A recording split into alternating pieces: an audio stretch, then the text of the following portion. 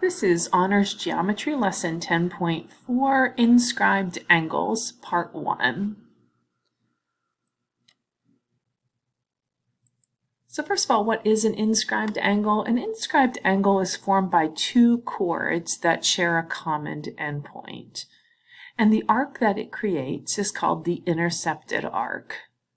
So we've been using central angles, and a central angle is formed by two radii, and the vertex of the central angle is the center of the circle.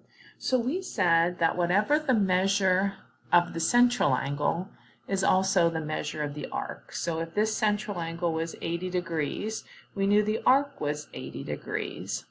Now you can see if we use the same 80-degree arc, you can see our inscribed angle is much smaller than 80 degrees.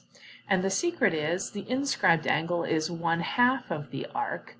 So if our arc is 80 degrees, the measure of our inscribed angle is 40 degrees.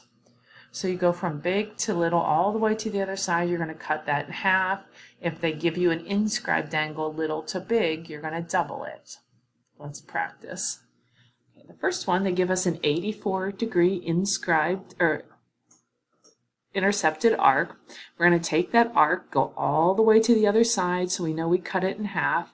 So what's the measure of angle A? Angle A would be 42 degrees. And then we said the opposite also works. If they give us an inscribed angle and they're looking for the intercepted arc, little to big, we're going to double that, 67, so that's going to give us 134 degrees. All right, so this one, they give us two minor arcs, and we're looking for the measure of angle G. So if we could find this intercepted arc, well, then we're going to cut it in half. We know a full circle is 360, so I'm going to take 360. I'm going to subtract the 190 they give us.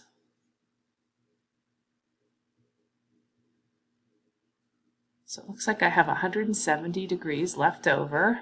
I'm going to take that 170, big to little, I'm going to cut it in half, and that's going to give us 85 degrees.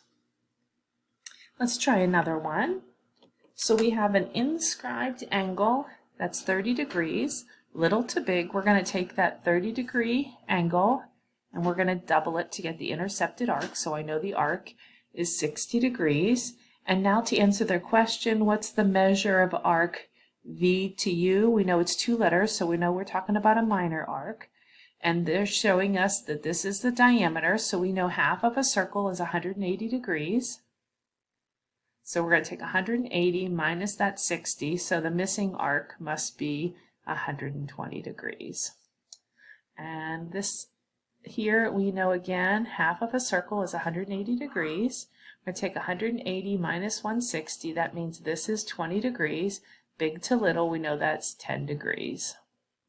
And last one for today, little to big, we're going to take that 75, double it to get 150. We know a whole circle is 360, so I'm going to take 360 minus the 150 minus the 110, that's 260.